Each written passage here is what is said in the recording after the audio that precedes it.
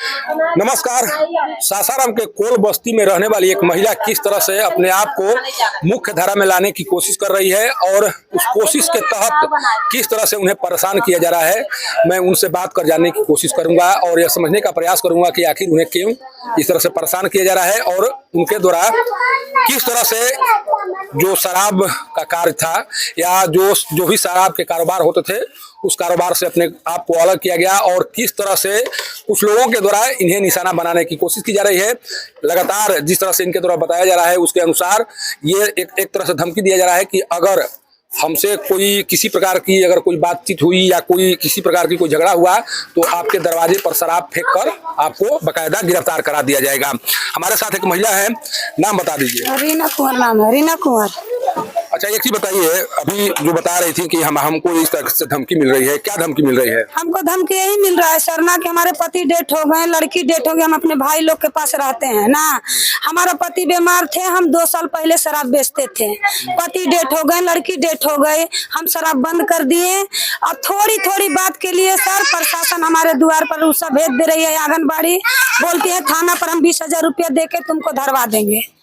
जो रीता देवी है विजय राम की पत्नी, वो उषा आंगनबाड़ी उषा है, बार बार हमको धमकी दे रही थी कि आप शराब बेच रही, यहाँ तक कि उसका लड़का उसका भाई खुद का शराब का कारोबार करता है ना। हमारे द्वार पर गाड़ी लगा के खड़ा कर देता है, जब मना करते हैं तो बोलती है कि ज्यादा बोलोगी तुम्हारे द्वार पर हम शराब रखे हम तुमको धरवा देंगे। कितने बार इस तरह की बात कही गई है? हमारे साथ इस तरह की 4-5 वाली बात हुई है और 2-3 दिन बार प्रशासन भी हमारे द्वार पर आया है, लेकिन हम दारू बेचबे नहीं करते तो प्रशासन को मिलेगा का?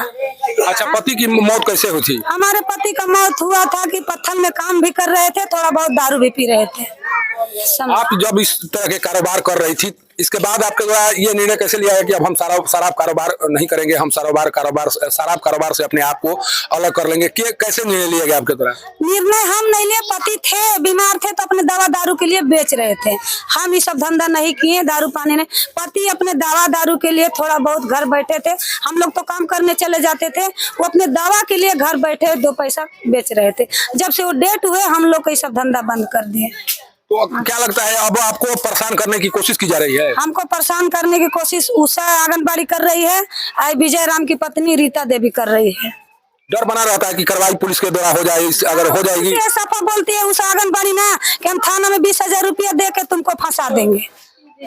कोशिश भी किया गया है पहले, हाँ, पुलिस भी आई है, 2-3 बार हमारे घर पुलिस आई है, कुछ मिला कि नहीं? ना कुछ हमारे द्वार से नहीं मिला, हम बेचबे नहीं करते तो मिलेगा का? हम वो काम नहीं करते हैं।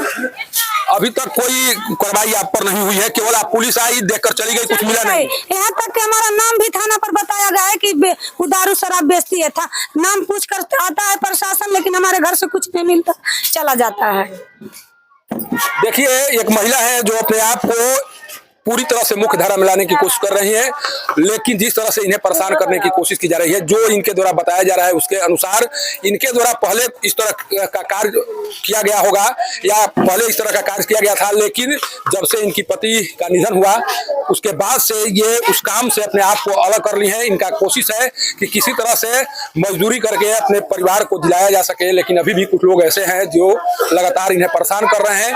पुलिस को सूचना देकर इनके घर पर छापेमारी कराने का कार्य किया जा रहा है और उसी कार्य को लेकर ये काफी परेशान दिखाई पड़ रही हैं। सोचिए कि मुख्यमंत्री नीतीश कुमार का एक ही सपना है कि बिहार में जो भी लोग इस तरह के कार्य से जुड़े हुए हैं उन लोगों को मुख्य धारा में लाया जा सके, लेकिन जब इस तरह के कार्य होंगे, जब इस तरह से डराया धमकाया जाएगा या इस तरह से भय दिखाया जाएगा तो कोई भी व्यक्ति कैसे अपने आप को इस कार्य से अलग कर पाएगा, ये सोचने वाली बात है। और पुलिस को समझना चाहिए, इनकी बातों को ध्यान से सुनना चाहिए और इनके द्वारा जो आरोप लगाए जा रहे हैं उस आरोप पर गंभीरतापूर्वक विचार किया जाना चाहिए, तभी इस तरह की महिलाएं मुख्य धारा से जुड़ सकती हैं। नहीं तो जब इन्हें परेशान करने की कोशिश की जाएगी, इन्हें बार बार प्रताड़ित किया जाएगा, तो हो सकता है कि जिस कार्य को ये अभी नहीं कर रही हैं उस कार्य को करने के लिए बाध्य हो जाएं और प्रशासन को एक बार फिर इन्हें उस कार्य से वापस लाने में कड़ी मशक्कत करनी पड़े। कोल बस्ती से पब्लिक न्यूज के लिए सत्येंद्र चौबे की रिपोर्ट।